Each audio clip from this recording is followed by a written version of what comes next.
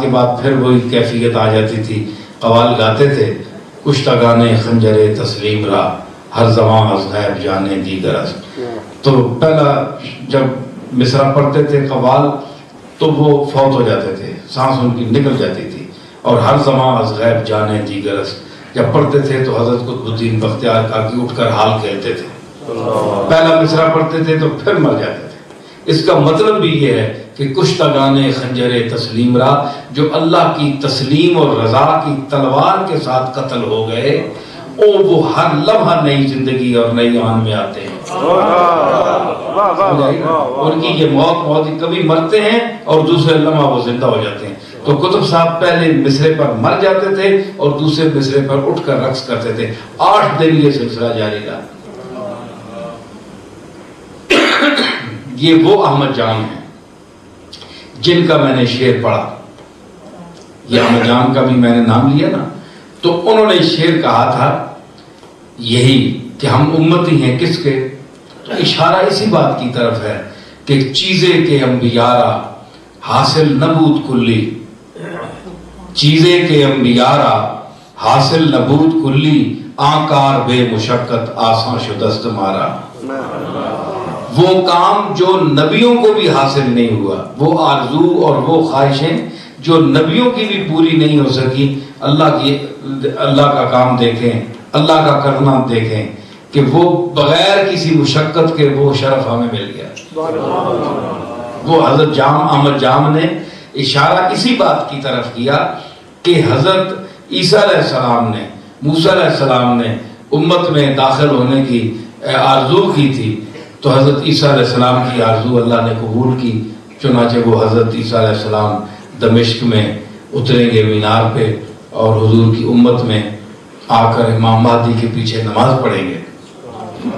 تو یہ شرف اور یہ آرزو حضرت عیسیٰ کی پوری ہوئی. لیکن اور کچھ نبیوں نے بھی, انبیاء نے بھی خواہش کی تھی, تو یہ خواہش سب کی پوری ہوئی. یعنی محمد مصطفیٰ کا امتی ہونا, اور امتی ہونا صحیح امتی ہونا, نام کا امتی نہیں, کام کا امتی. ٹھیک ہے نا. تو یہ بہت بڑا شرف ہے. تو اس نے کہا کہ یہ ہمیں مشقت کے بغیر یہ چیز ہمیں مل گئی. تو اس لیے کہ کام کا امتی, یہ کام کے امتی کتنے ہیں, یہ جن کو آپ اولیاء اللہ کہتے ہیں, اللہ کے مقبول کہتے ہیں, اللہ کی بارگاہ کے برگزیدہ اور چیدہ بندے کہتے ہیں, اولیاء اللہ, صوفی. تو یہ وہی کام کے بندے ہیں, یہ حضور کی امت کے کام کے بندے ہیں, اور ہم لوگ نام کے بندے ہیں. ہم پر امت کا نام چسپاں ہے, لیبل لگا ہوا ہے, لیکن ہم میں وہ خوبیاں نہیں ہیں جو ہونی چاہیے تھی. آج امت پستی کے گڑھے میں گری ہوئی ہے. آپ دیکھتے ہیں کہ دوسری قوتیں, باطل قوتیں ہمیں بری نظر سے دیکھ رہی ہیں. کچھ ہماری خرابیاں بھی ہیں, کچھ ان کی یہود و نصارہ کی اپنے دیرینہ جو ہمارے ساتھ, جو ہمارے آقا و مولا کے ساتھ سلوک تھا.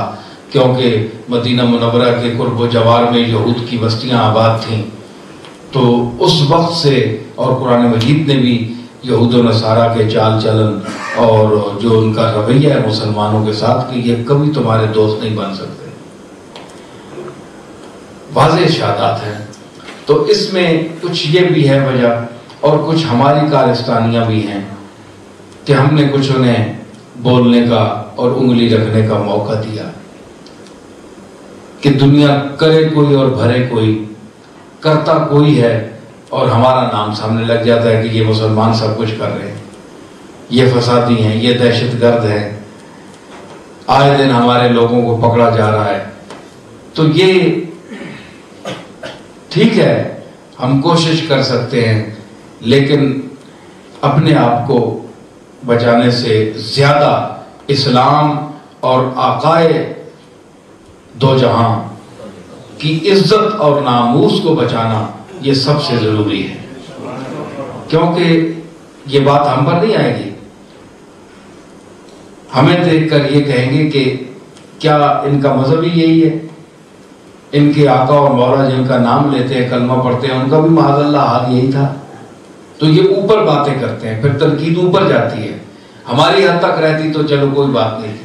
اس لیے مسلمانوں کو اس انداز سے وقت گزارنا پڑے گا، خصوصاً اس ملک میں کہ جہاں نظام بھی برٹش ہے، قانون بھی برٹش ہے اور نصارہ کی حکومت ہے. تو اس میں آپ لوگ جو دوسرے ملکوں سے آئے ہوئے ہیں، ہندوستان ہو، پاکستان ہو اور جتنے ممالک ہیں، مسلمانوں کے لیے یہ بہت ضروری ہے کہ وہ اپنا تحفظ بھی کریں اور ان کے قانون کا بھی احترام کریں. کیونکہ یا اگر آپ یا تو آباد نہ ہوتے، یہاں رہتے نہیں، اگر آپ آ گئے ہیں تو کم از کم ان کا احترام کریں، تاکہ یہ آپ کی شریعت کا اور آپ کے جو آپ کا پیغام جو آپ کے نبی لائے ہیں ان کا کم از کم یہ کہیں کہ ان کا پیغام سچا ہے اور ان کی تعمیل بھی یہ کر رہے ہیں اس حکم کی. تو آپ کی شان بھی بڑھے گی، آپ کے آقا کی شان بھی بڑھے گی. تو بعض لوگ ہم دیکھتے ہیں کہ یہاں ان کے خلاف نعرے لگاتے ہیں. ہمیں کوئی برطانیہ برٹش ہم کوئی ان کے نام کا تو نہیں کھاتے، ہم تو اللہ کا دیا ہوا کھاتے ہیں. تو حضور علیہ الصلوۃ والسلام کا صدقہ ملتا ہے ہمیں کسی کی کیا کوئی خوشامد نہیں ہے، کچھ بھی نہیں ہے ہمیں. لیکن صرف بات اتنی ہے کہ وہ کسی کا شعر ہے نا کہ دفعتاً ترک تعلق میں بھی رسوائی ہے، دفعتاً ترک تعلق میں بھی رسوائی ہے، الجھے دامن کو چھوڑاتے نہیں جھٹکا دے کر. کسی سے رسم راہ آپ نے توڑنی بھی ہے نا تو آہستہ آہستہ کر کے توڑیں.